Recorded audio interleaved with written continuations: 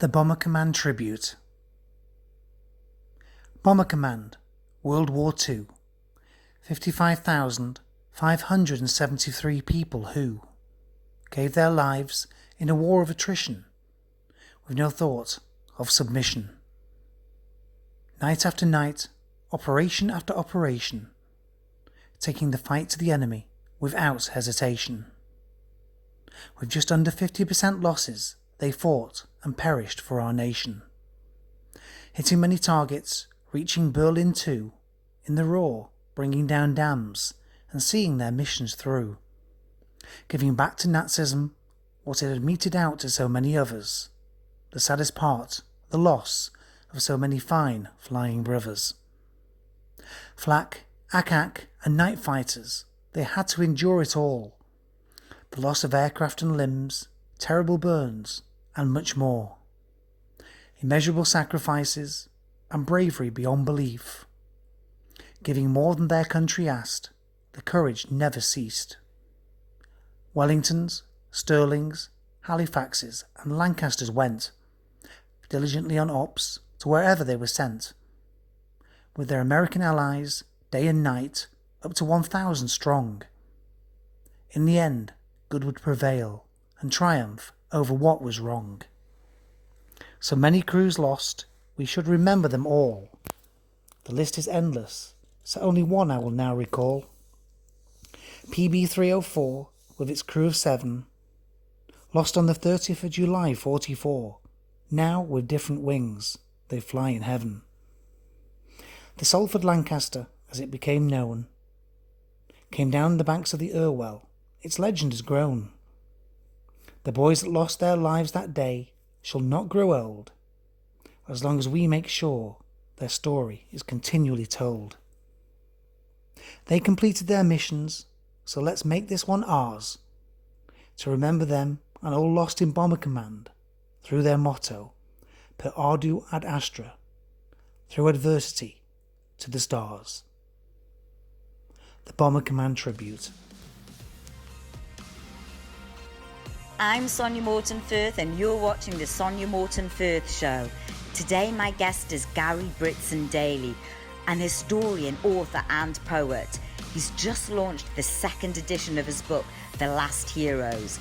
This interview highlights why it is so important for us not to forget. Gary, first of all, it's such a pleasure having you on my show and having you as a guest. And I bet this is a bit of a change for you because you're normally on the other side. I certainly am. And yeah, it's quite interesting. I'm normally going around the United Kingdom with camera equipment and the photography gear and going into veterans' homes and all of the manner of venue you can imagine, setting up my equipment and doing the interview. And now here I am for the first time being interviewed by your good self. Yeah. And it's so lovely having you on the show, Gary. And I'm actually really excited about this interview. And I know there's lots that we want to discuss, but I think the first thing that was really burning, a question that really came to me when we first spoke, and I heard about your mission and what you've done. What I really wanted to understand is where your inspiration and passion came from interviewing, World War II veterans. Right. Well, I was very fortunate for many years, actually for nearly 20 years, to be involved in high-end travel and tourism. So I used to work for travel companies half the year on every conceivable kind of tour you can imagine, overland tours, resort-based operations. As a tour manager, I was doing specialist sports activity holidays, historical tours, you name it, all over the world in over 70 countries I've done so far. And whilst doing some of the historical tours, I was very fortunate because I have a real passion for history in general anyway, especially that of World War II, but generically all history. And when we did tours in certain places, such as all 5 of the Normandy landing beaches, for example, in France, the El Alamein battlefields in North Africa, in Egypt. And when I was very fortunate to be working on the famous QE2, and we were in Hawaii, and I did the Pearl Harbor tour at Pearl Harbor as well, I started to meet a lot of World War II veterans from all sorts of countries and backgrounds. And it was a beautiful connection with history to be stood there somewhere of real historical prominence and interest with people who lived through those historical times and moments in World War II battles and so forth. And to be there with what essentially were the last of the last. Yeah. And, I was even then, that was quite some years ago, I was talking to them, they were in their late 80s, early 90s, and I thought, my God, we don't have much time left to get these precious, precious stories before they're lost forever. And that inspiration from talking to them firsthand and connecting with that history really inspired me greatly to want to come home and do something about it. And then when I thought, well, what can I do? I thought, well, I could come back, make it my mission to go all over the United Kingdom as best possible, to collect as many stories as possible in both video, photographic and verbal formats, to capture them, and after that, hopefully put them into book or books and get them out in the public domain so that we have something there for history, for posterity, for future generations, and still to thank them while the few, and they're becoming fewer all the time, are still with us. So that mix of inspiration led to me coming back, actually having to finish my beautiful job in tourism. It was quite beautiful. And but just as well you did that now, it's probably not the greatest industry to be in right now, that's for sure. Oh, you're absolutely right. Everything for a reason. I just had to come home and take on a different kind of work for an income whilst pursuing the passion to capture the stories in order to do this before it's too late, because the rate at which we're losing these precious veterans is mind-boggling. It's frightening. And that again is behind the inspiration to continue that push now, because we don't have long left to capture these precious stories. And I completely agree with you, Gary. Having interviewed, I haven't actually interviewed any World War II veterans, but certainly present day veterans and what they've done. It's tugged at my heartstrings, and it's ignited a passion within me. Why do you think it's so important for us to capture those memories now, at this moment? Don't you think, for example, the history books would be able to fill us in what happens? I mean, I can just ask Alexa, what happened in World War II, and she'll spout out and tell me what happened. Why is it? Yeah. Why do you think it's so important to capture it from their actual? Because it's one thing hearing it from a machine, it's another thing hearing it from the individuals who are out there, who experienced it, who went through the trauma of it, who went through the passion of it, who went through the sacrifice involved in order to actually win the battles that essentially won the war against one of the greatest evils ever known, is certainly in modern history. And while once again we have that last link to that history before it disappears over the if you like, over the horizon of living history, that we need to do this. It's so important now for those reasons. We don't have long left to do it. And if people hadn't done it previously, let's look at something, for example, those few people who saw the last of World War I veterans disappearing. And that was only 10 years ago. Harry Patch, the last World War II Tommy, only 10 years ago he died. So it's that quick. And in less than 10 years now, we're going to have none of World War II veterans left. I think that reason. Sorry, go on, Sonya. It's such an important point, and I don't think people will actually realise. I'm of a generation, you're of a generation where our parents were born in the war or just after the war. Mm. Our parents were directly the offspring of those that fought in the war or were around in the wartime, whatever they did. And literally, I guess with us, really goes the sort of I mean, the bloodline will continue, but the actual memories. You know, I remember my grandma and grandpa talking about the World War II. I remember my grandma reciting poetry from you know, from those times, and talking about grandpa when he was in the Navy. And you know, that had a massive impression on me as a little girl. And obviously our children won't have that memory. That's right, and it is something I focus on, and I've written of it in the first book and have done in the second one, which I'm nearly completing now, is the importance of connecting with history, because it is the last chance now. And if we don't capture it, if people hadn't done this previously, as I say, we just, when they got clued up to it, just when they realised the last of World War I people were going, then there'd be nothing there now for anyone to access and see in a living sense of those people and them in their own words and own expressions, and through their own emotions being able to impart that to us, which you can only get firsthand and through what's captured on video, etc.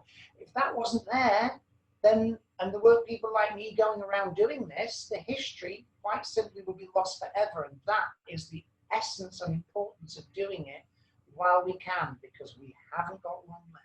And it's beautiful, it's important. 50% of the interviews I do, and it really is 50%, are people who now in their mid to late 90s, wow, for the first time ever. They've not spoken of it in over 7 decades, nearly 8 decades. And because that's quite something. And I read some of your reviews of the book, and the book is called The Last Heroes. It's behind Gary, if anyone, for people that are watching. Yes. And to be honest, you know, I know it's selling through Amazon, and I went and I looked through the review list.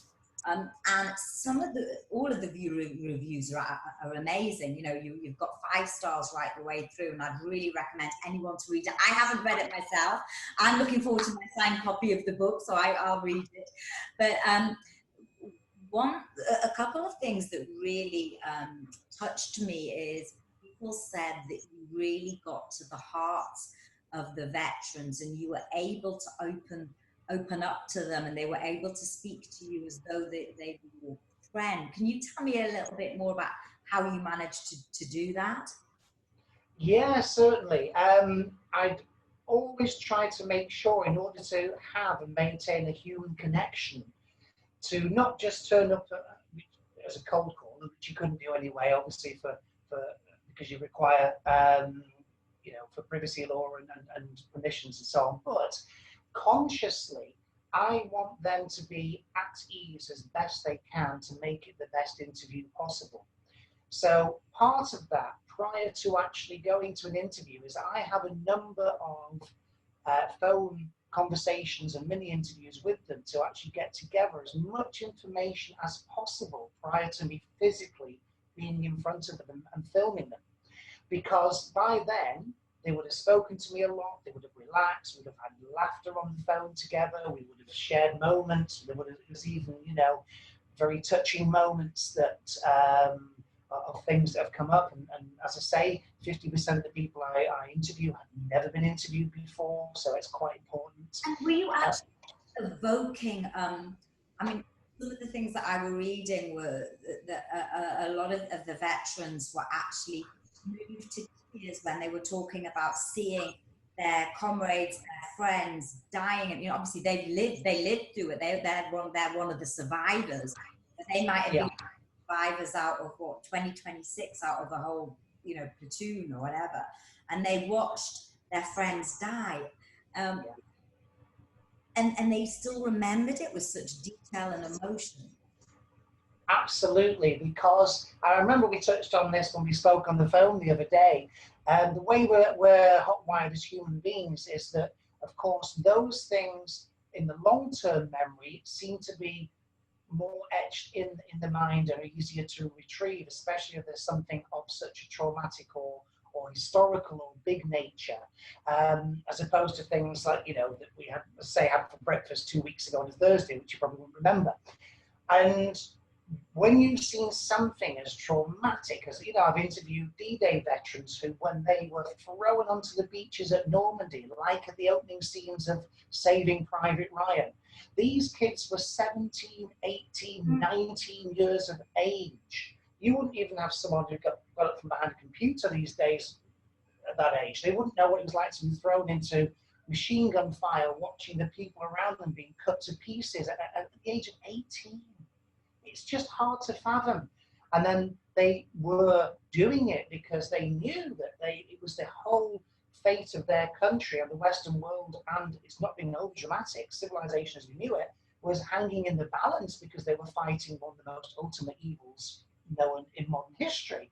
So they were doing that and doing it as best they could, yet as they were doing it, in every living moment, they were seeing horrors around you, the likes of which you and I have never seen unless we switch on the TV set, but then that's different than being there, obviously. And then you haven't got the human connection of the fact that they were seeing their friends being shot, killed, and cut to pieces around them. And, it's only something like that that can really evoke such massive emotions, which, again, are things that you don't do interviews to make people upset, but things come up and come out that have been in the back there of the brain for over 7 decades. It's important history. And every time one of our veterans, and it happens every single day, it will happen today while we're speaking right now, we are losing them every day. And every time one closes their eyes for the last time, if we don't have that history already captured, a wealth of personal and the nation's history dies with them every time they close their eyes for the last time. It's happening now as we speak. And that's another part of my mission. Capture as much as you can, because once it's gone forever. And you call your mission your Debt of Gratitude Project. Is that right? Absolutely, yes, Sonya. Yeah. So tell me about that. Why you chose that title, which is obviously a lovely title, but the Debt of Gratitude. Well, essentially, it's because that's what I believe we owe them. We can only have the freedom to have the conversation we're having right now, and any others we have in our every living day, because those that came before us fought against an oppression, what would have meant if it hadn't won, we wouldn't have the freedoms we have now. So I believe that we absolutely do owe them a debt of gratitude. So it's part of the title of my first book, A Debt of Gratitude to the Last Heroes, because essentially that encapsulates everything, the feeling, the idea, the project. And as a project name, Debt of Gratitude Project, it's because I genuinely believe this is what we owe them. And to tell them that before they go, wonderful. If we can't do that, and we capture the stories, and it's happened a number of times, they passed away before they've gone into print, at least they know their stories have been captured, and their families, they love the fact that their loved ones have their stories told, because in a lot of cases, the families themselves didn't even know half of what their loved ones went through. And when I was at their homes conducting these interviews with family members sat behind me, the family members were moved to tears. They didn't realize what dad and granddad had gone through and the horrors they'd seen. And without that, we wouldn't have the freedom to have these conversations that we have now. You think a lot of the veterans had kept a lot of these memories bottled up, and I know, speaking to veterans today, present day veterans, a lot of them have suffered with post-traumatic stress disorder, mental health issues, depression.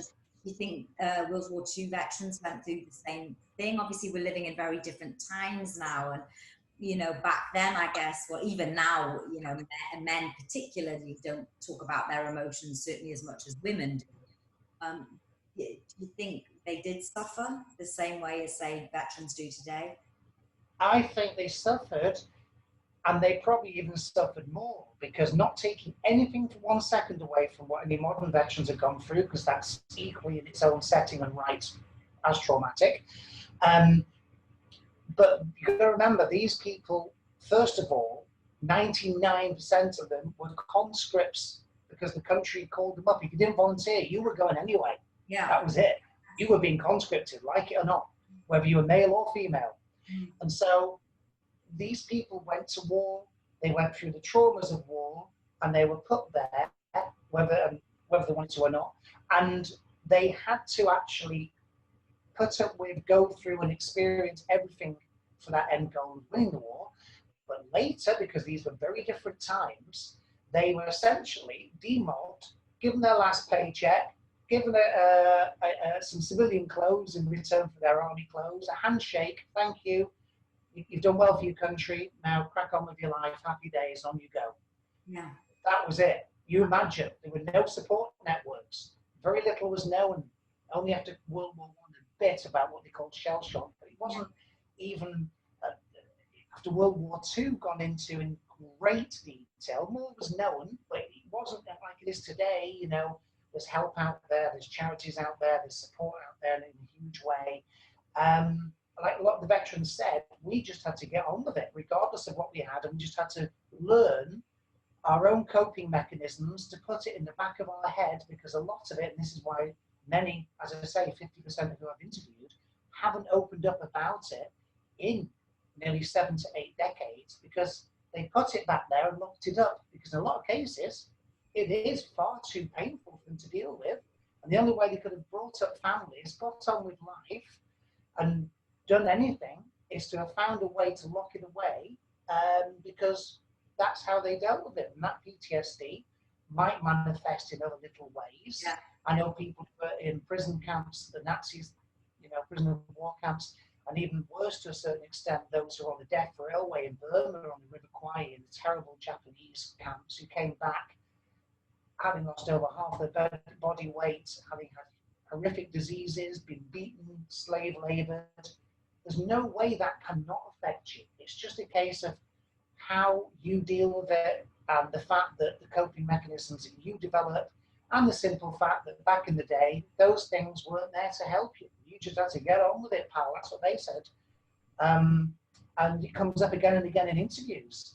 And it's they are more aware themselves these days. This is why the other half of the interviews I do with people who are used to speaking regularly did it actually as their form of dealing with it. Yeah. Because speaking, it was a form of self-therapy.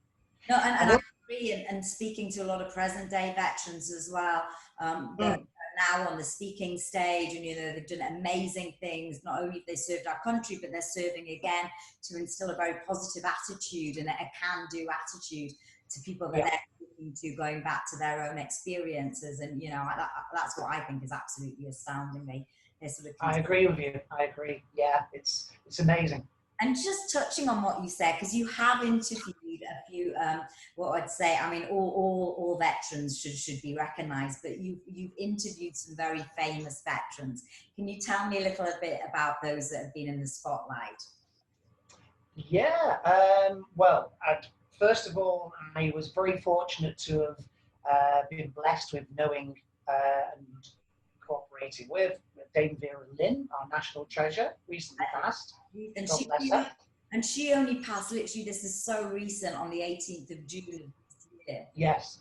And yet she stood up and talked about the current pandemic, the COVID pandemic we're going through, and drew a parallel with obviously what she will do. And you know, that I thought was astounding in itself. Well, once again, that wartime generation has stepped up in a time of national crisis, proving that this is the generation that won World War II, and you can see why, because you have people like Dame Vera Lynn saying and helping the nation with her words of comfort in a difficult time during the pandemic. You have the Queen stepping up and even quoting Dame Vera Lynn as part of her "We'll Meet Again" in her speech. You've got Tom Moore, who's raised over 30+ million for NHS charities, bless him.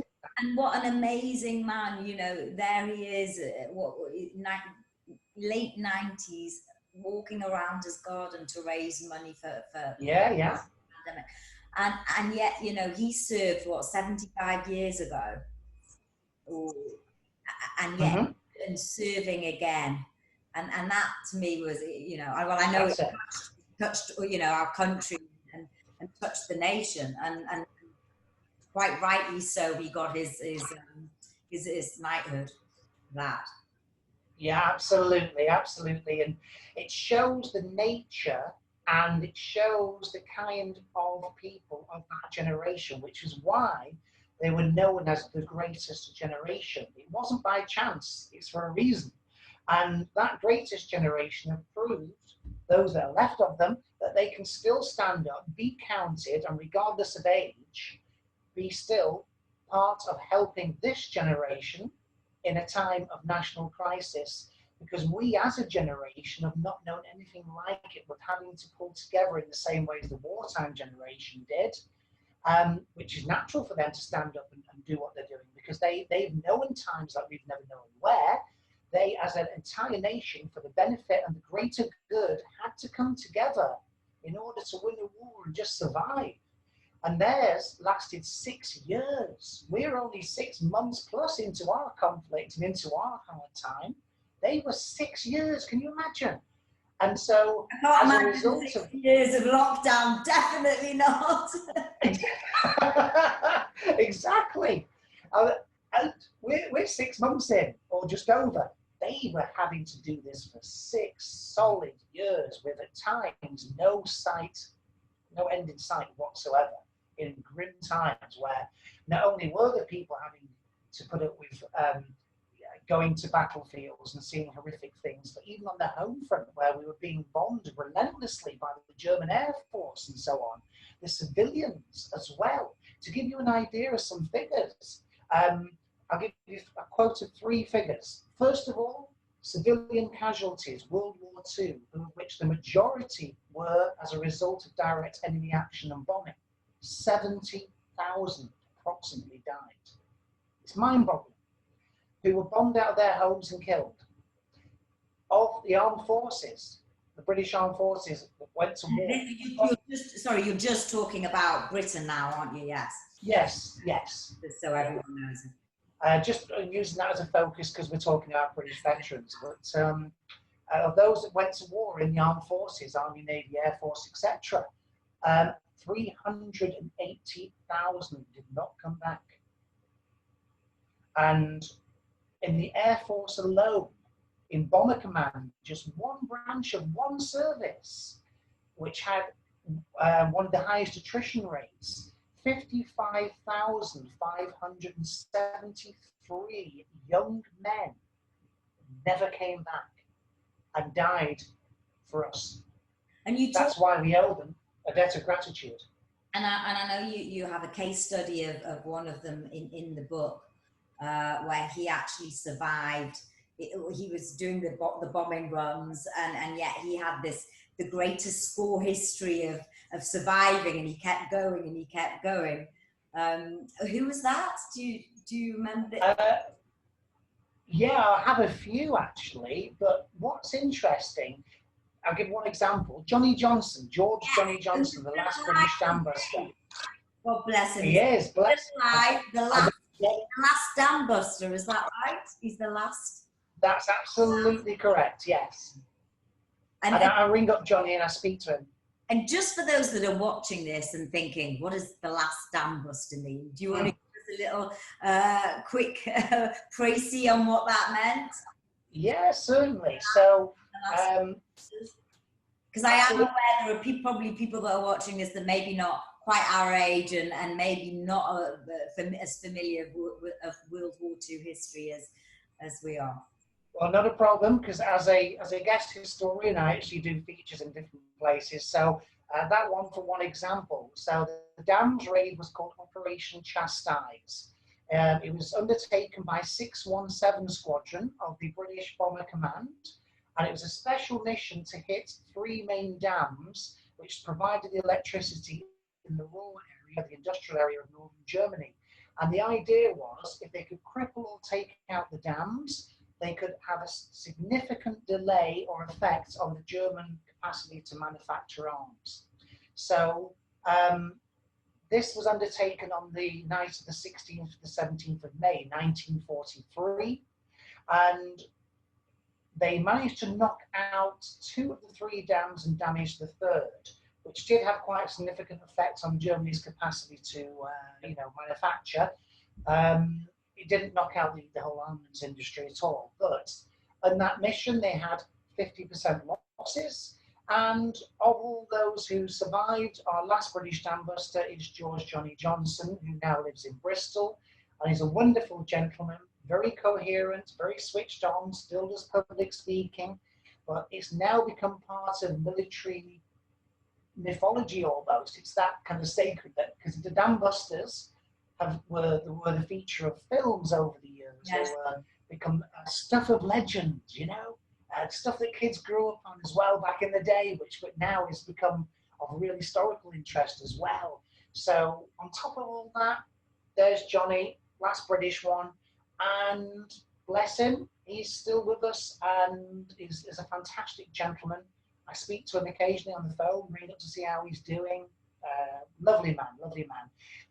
He's known for that one mission more than any, but what people don't realise is he actually flew 50 missions, 50, over occupied Europe, under the most horrendous anti-aircraft fire, German attacks from attack aircraft, losses, prolific losses of again their friends, watching burning aircraft going down, knowing their friends were in there dying at that moment. All those things that you'd never imagine. He said once, you'd come home from missions and you'd know how many had died, because when you went back to the place where all the beds were, and many of the beds were empty, they were your friends that were coming back, and that's when it really hit home. It's hard enough for us if we... It must have been, I mean, like one friend in our life. Exactly, like you say, for us to lose anybody in our life is a major. Yeah. Watch that sort of your friends die in that capacity must have been horrendous. Gary, you absolutely. Am I right in saying on the first book, The Last Heroes, you had 43 interviews, and you've just actually released a second edition to commemorate the 80th anniversary of the Battle of Britain?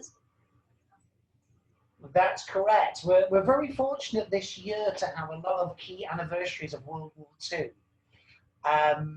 And, a number have come and gone, as you know. VE Day in May, 75 years. VJ Day in August, 75 years. And so when this second edition was coming out, I'll start by showing you the first edition. Yeah. There we are. First edition in hardback. And that's this came a forward by Dame. That actually has got a forward by Dame Vera Lynn. Yes, it has. Yes, I was very fortunate to have Dame Vera Lynn on board with me. She did the forward for the book, bless her. And that forward is still in the new edition, which came out this week to commemorate the 80th anniversary. And essentially, as a parting gift from Dame Vera, before I hold this one up, the new one, I asked her not long before, obviously not knowing she was going to pass, could she please do me a validation for the front of the second edition, because her original forward will still be in it. And she got that to me, almost like a parting farewell. That's how I see it. It was a lovely kind of thing, emotional thing. It was her saying thank you and goodbye, because she's always been passionate about veterans herself. Yes. And there we are. And she's done. Let me put the reading glasses on. The forward there, which says a wonderful tribute to our World War II servicemen and women. Very well written, with real compassion and understanding. That was Dame Vera Lynn's parting gift to me, God bless her.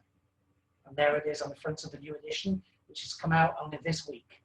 Now at this point... So there's the last edition. And there's a new one. So we've got the hardback, the softback, the digital download, and we can talk more about the other thing later, which was the audio download. But sorry, Sonya. I was just going to say, at this point, it makes sense. If anyone wants to get a copy of that book, how would they go about that? It's on Amazon, right? And I will put the link to the book in the show notes.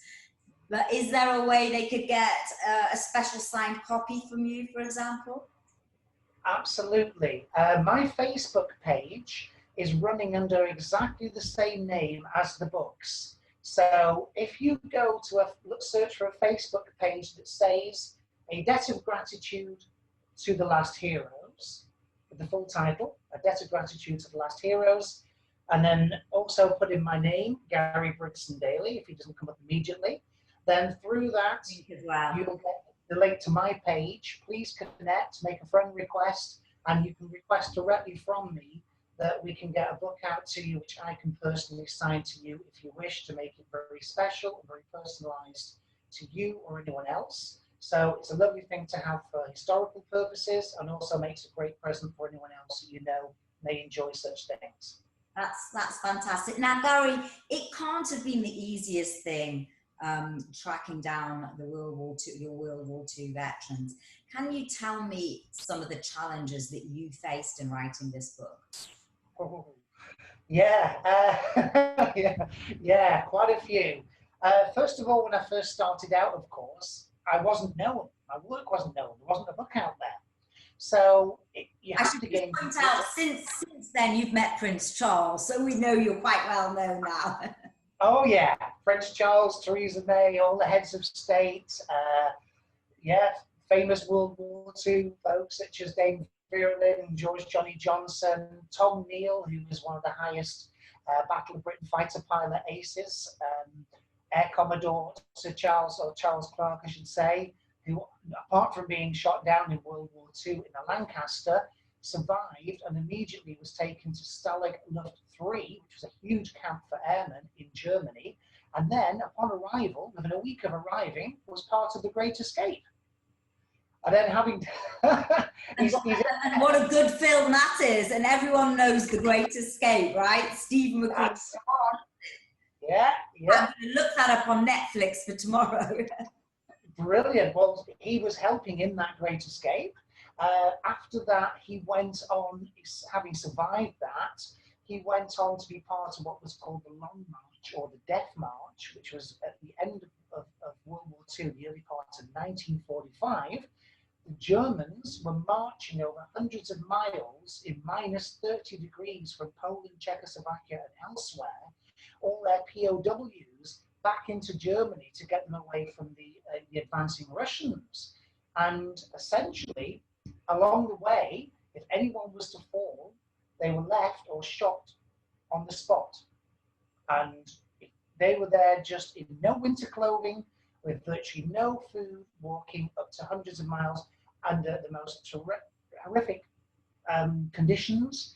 And he survived that as well. And even up until in his mid-90s, only last year, was going back to Poland for the commemoration of it every February, so it'll be really cold still, that time of year in Poland, and taking part in the last part of walking it with modern-day RAF personnel to keep the awareness alive as the last surviving person of the Death March.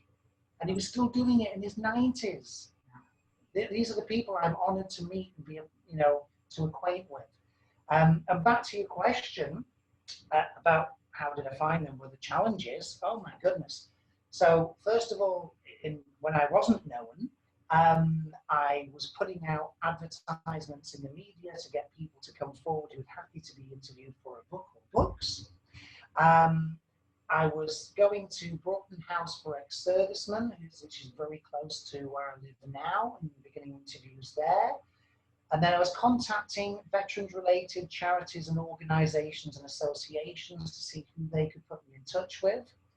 As my work became more built up and known, and the fact that I was going around interviewing all these veterans, it's now come to the point where, as a published author, and with over 100 interviews behind me, which I've conducted all over the UK, I now have people contacting me, giving me people. I mean, you're saying this, and you're very humble in what you're doing, because you're self-funding this whole project yourself. Yeah. That must be a challenge in its own right. That's only part of the challenge. I'm happy you touched on that, because I've used all my savings to boot, over £10,000 of my own money, which, in all fairness, I knew was something that may happen. It's the risk I was willing to take in order to actually, in the belief of what I was doing, it's still there, in order to undertake this project and keep the Debt of Gratitude project going. Because the higher thing is to honor these people. I mean, the mantra which I've written, and it's my mission statement, it's on the back of my book, and it's very important, is that everything I do, it's about veterans, it's for veterans, it's to honor veterans, because to remember is to honor. That's my belief, that's my mission statement, that's my mantra. And Gary, that's wonderful. I know you also raise money for veteran charities as well.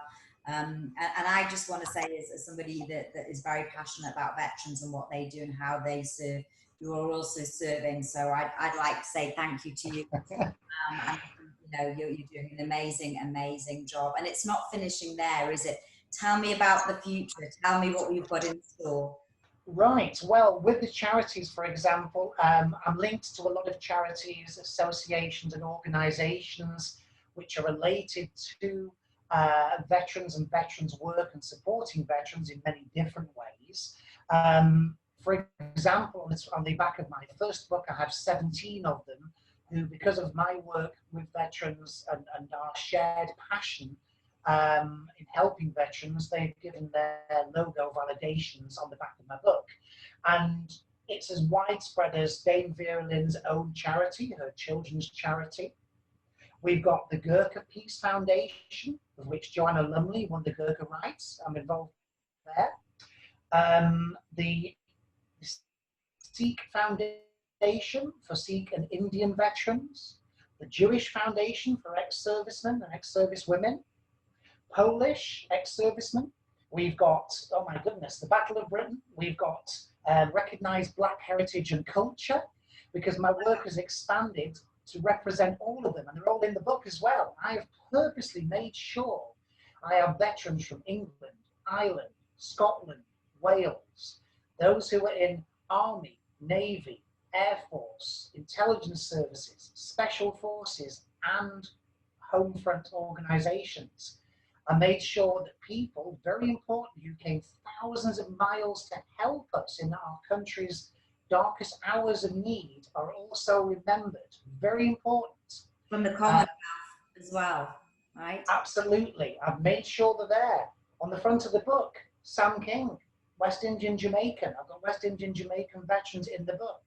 I've made sure in there I've got Nepalese, like the Nepalese Gurkhas, the famous Gurkhas. I've got Sikh Indians. I've got Polish. I've got Canadian veterans. I've even got German Jewish refugees who came to help and ended up in the British Army, alongside all of our own. And especially at a time like this in a multicultural Britain, and where so many things are going on, my personal mission from the beginning has been to represent as widely as possible all those veterans from all services, backgrounds and cultures who have come to help and be a part of our country and fighting for our country's freedom and maintaining the democracy and the liberty which we to this very day are benefiting from as a result of their actions. Hence them all being in there and having the backing from all those different kinds of associations and charities. As far as my charity work goes as well, it's extended to doing a lot with the Royal British Legion. Every year, as part of their very famous annual Poppy campaign, I was part of the Manchester part of that on the Poppy bus. And in one day, the Manchester side alone, within 8 hours, every year, we have managed to raise for veterans-related causes over £30,000 in 8 hours every year. That's fantastic. That's great, Gary. That's great. And you're writing a second book, is that right? I am, yeah. The second book, the follow-up obviously to this, it's got, again, more of the veterans' stories in there. I'm projecting, hoping it'll be out by the end of this year. But the present climate as it is, let's see what happens. These are strange times we're living in. Let's see what happens. And it will have further, I assume, about 40 veterans plus other veterans-related stories and things of interest in there. And The opening story will be of Dame Vera Lynn herself. She did the forward for the first one. It's actually her life story, especially now she's passed, that is the opener for the second one. Again, a continuation of continuity of other veterans. Johnny Johnson has done a validation. He's not in the story, he's not in the second book, but he's done a validation for my second. And there's a lot more poetry in there as well, poetry of mine, because another aspect of my tribute to veterans is that I write and perform a lot of veterans-related poetry, remembrance events. The poem actually in the introduction is your poem, and we should say that. So the introduction to the interview is you reciting a beautiful poem. Thank you, that's very kind of you, Sonia. Yeah, and it's, I've got to say, we've come very close to the end of our interview, but what I'd love to ask you, and this is a question I ask to all my guests, and that is, if you were to write a message in a bottle for future generations to find, what would that message be? well, I was thinking about that when you gave me that question the other day, and essentially it would be this. Taking into account, you're talking about future generations, and in this case, the link to past generations, so therefore the continuation of time. So it would be this: live for the present, think for the future, treasure the past, and remember to honor and thank those who through their sacrifices gave all they had in their past to give you a better present and a better future. Gary, that would be. That's fantastic, and that says it all.